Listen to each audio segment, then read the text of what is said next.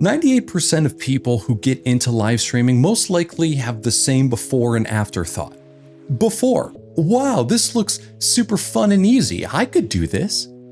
After, wow, this is way more complicated than I thought it was going to be. You get into all the hardware and software and getting your stream set up, and you realize how much really goes into making content ready to live on the internet. It can be very overwhelming, and you feel like you do it for years and you still are learning new things. As somebody who streamed for 9 years, let me give you a couple tips on how you can improve your stream quality, or better yet, a couple troubleshooting things that can help you figure out if you're having stream quality issues, if they're not quite apparent. Let's break this down into audio, video, and network. Let's start with the section that everybody probably hates the most.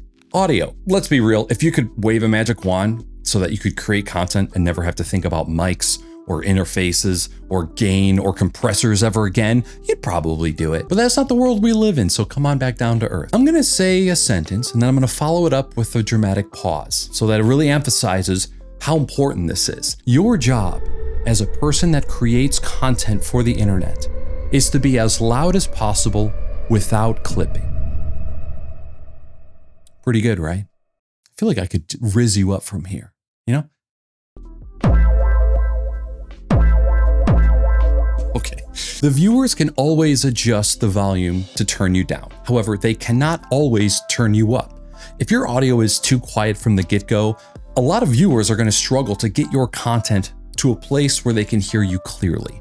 And if your mic is always louder than your music and your game and your music are always 15 to 20 decibels quieter than your mic, then they're really going to struggle to hear those other sources. And if they're just cranking their volume knob to max their volume to get you to a normal listening volume, what happens when they go anywhere else on the internet? They're going to get blasted. So what should your levels be at? Now, despite the endlessly regurgitated and often incorrect tech tips that get circulated on social media, there is no concrete single number where your stuff needs to hit. There's some general good guidelines you can follow. When you're looking at audio meters, just don't be afraid of the red. Just be mindful of it. Being in the red does not mean that your audio is bad. It just means you're getting close to danger. Instead of telling you every single thing that you should do, I'm just gonna give you a few things that you shouldn't do. All the time I see recommendations like, your mic shouldn't peak above -6 decibels. This gets said a lot because they see -6 decibels as in the red, but we don't care about that. What do we care about? Terminology. And did you know that clipping and peaking are two different things? When your mic peaks, that is the loudest that your mic gets at your loudest moments. It looks a little something like this. Clipping is when your mic gets so loud that it actually distorts and makes your mic sound completely awful. If the gain on your microphone is too high, you will clip when you get too loud. If your mic gain is correct, but then you're adding 20 decibels of gain in your recording software, you're gonna clip. And you can actually see where you're clipping when you're looking at your audio waveform because it looks like somebody clipped off the top with a pair of scissors. Snip, snap, snip, snap, snip, snap. Any audio source in your stream can push your loudness into the red, but unless you actually pass that threshold at the very top, you're not gonna clip. Here's a tiny little nugget of information for anyone who feels like no matter what they do, they're clipping, like their mic is just always distorted. This is for anybody with a USB mic or an audio interface that is not a Beacon, an Elgato, or a Go XLR. Within the Windows control panel, under the audio settings, the classic sound control panel, not whatever the F this is, click on the recording tab and then right click on your USB mic or USB interface. Go to your properties and you're gonna see that the microphone level is presented to you in a percentage format. Now, for the majority of USB audio devices, 100% means no additional volume is being added to whatever is moving through that device, whatever audio is going through that device. And there's a way to check if that's actually the case. So if you right click on the level meter and choose decibels instead of percentage, on the device that I'm currently using, no decibels are being added. However, I have two USB mics right now where 100% is actually adding 32 decibels of volume. That's the difference between here and here on an audio meter. And on this particular device, 50% input level is actually no volume added. So you might be adding 30 decibels of volume to your microphone without knowing it. One of the best things that you can do for your mic quality is layering on effects like expander, compressor, noise gate. We don't really have time to go into that in this video, but there is one thing that you can do that can improve your audio before it even hits your computer. And that is learn about the physical placement of that mic. Should the mic be head on? Should it be off to the side? Should it be so close that I can taste it? Can I mount it on the ceiling far away and still get good audio? So I'm gonna put 2 videos in the description down below that are covering these topics, Audio University and Curtis Judd, both gold mines for audio knowledge. And if you're looking for more good audio knowledge, while you're in the search bar, search Night Owl. He has a bunch of videos, especially on Elgato hardware, that goes over from start to finish how to have a great sounding mic. So there's a lot of really good information there. Let's move on to some video related topics, mainly lighting. Before you spend another $1 on camera equipment, you need to make sure that your lighting is up to snuff. Your camera can only perform as good as the lights that are in your setup. The sensor on the camera that is responsible for capturing the image relies on light, good light, to capture that image in high quality. The more light that you have, the better the image, generally speaking. The best cameras can look awful with the worst lighting, and budget cameras can look fantastic with the right lighting and good technique. Now, there are endless lights out there, and I don't want to turn this into a gear recommendation video, but there has been some advancements with lighting in the creator space that work really, really well. So I'll just mention, check out the Amaran Verge lights. There's some very soft, very large, and small physical footprint lights that they offer now that are perfect for creators. Much like audio, lighting is not governed by law. There are so many different ways to achieve an end product. There are rules that you can break, and then there are rules that you shouldn't. But for the majority of it, there's room to play around. One of the toughest things to learn when you first get started is how to balance different lights. If you're somebody who feels like you can't get a good balance between your litness and the background litness, I'm gonna give you a little exercise to try. There are 2 main categories of things that you can change at the same time to impact your final image: camera settings and lighting. There's gonna be a couple settings that change whether your image is light or dark: the shutter speed, the frame rate, the aperture, and the ISO, and the ISO being its sensitivity to light. Your lighting has a few settings to configure as well: how bright that light is, how far it is from you, and then the angle of that light. We're not gonna talk about frame rate. Let's just assume that our video from our camera is 4K 30 FPS. By adjusting these settings, while also making changes to lighting conditions or placement of the light, you can drastically change how your camera looks. So here's a demonstration of that. The name of the game,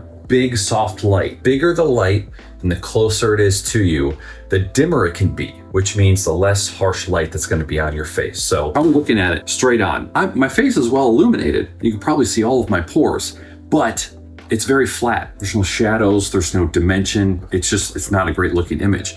Just simply turning 45 degrees to one side, you can see all these shadows that start to appear on the side of my face, and you start to get a little bit more of that depth return.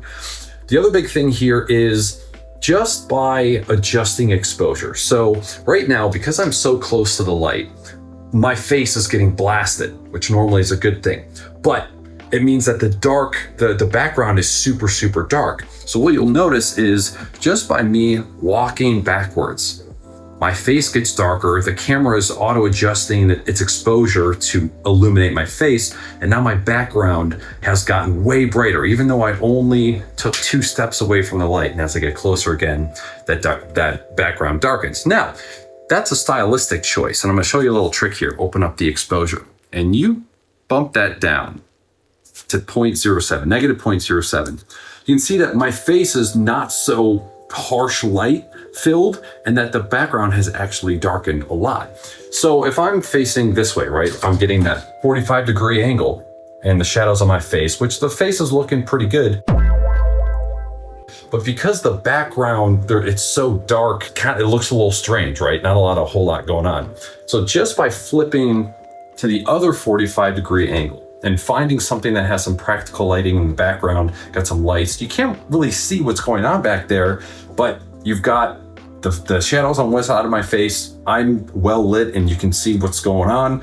And there's some practical lights that are adding some depth. So just choice of what lights you have going on in the background can really alter the framing of a shot. So how bright the light is, how close it is to you, those are all factors on how that image will look in the camera at the end of the day. Generally, it's a good idea to get a big soft light close to you. And this is why you see everybody with these massive lights that have soft boxes. Those big soft boxes take a harsh light and then diffuse it to make it softer. And then the grids that you'll see on the end of that light as well direct that light so it doesn't bleed onto your background as much. We could dedicate a whole video to lighting, so we're just gonna leave that there. You may not know it, but you as a content creator, as a live streamer, you are utilizing a few different networks.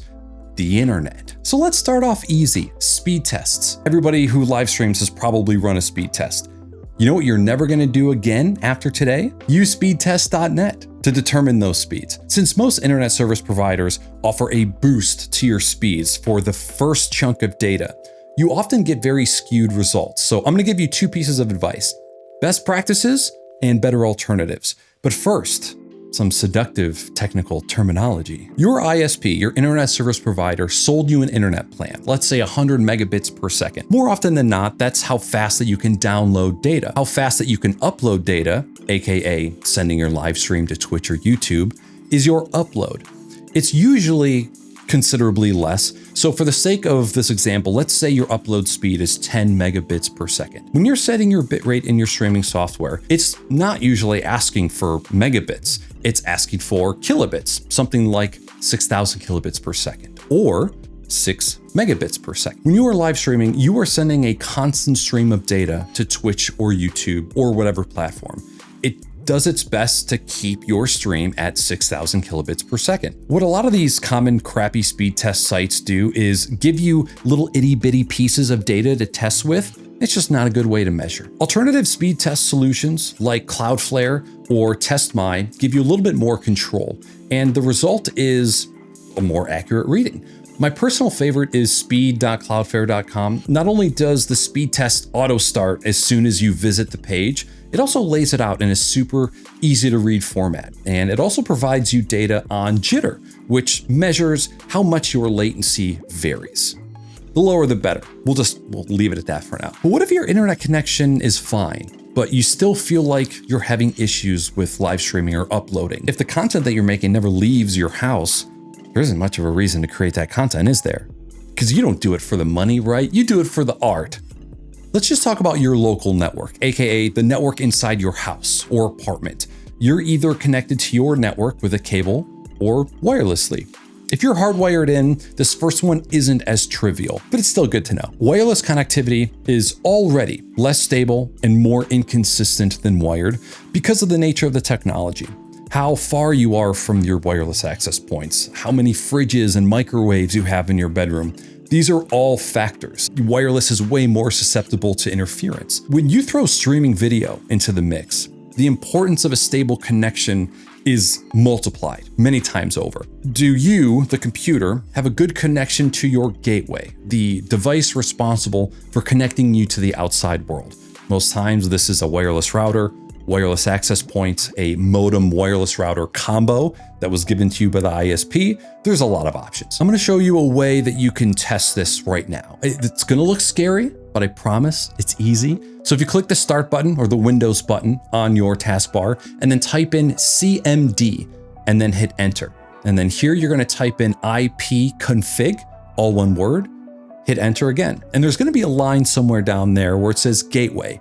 And there's a number after that gateway. That is the IP address of your gateway. Now, without touching anything, just type the word ping, P-I-N-G, and then that number that was your gateway. It's gonna send 4 quick test packages to that gateway, and it's gonna tell you how it performed in milliseconds. If all is well, you're gonna see 1 to 2 milliseconds. But if you're on Wi-Fi and you are seeing 10 or God forbid 20 milliseconds, then you know your computer's struggling to communicate with that device. That tells you that the connection between your computer and your wireless router or your access point might need some looking at. I know this is a lot to take in and to wrap your head around. If you have any questions or you would like the Meld team to go into a little bit more detail on any particular topic, let us know in the comments. If you got any value from this video, hit that like button down below. It really helps get this video out to help more creators. And then I don't have to go back to being a chef. No, I did not just do that. Oh!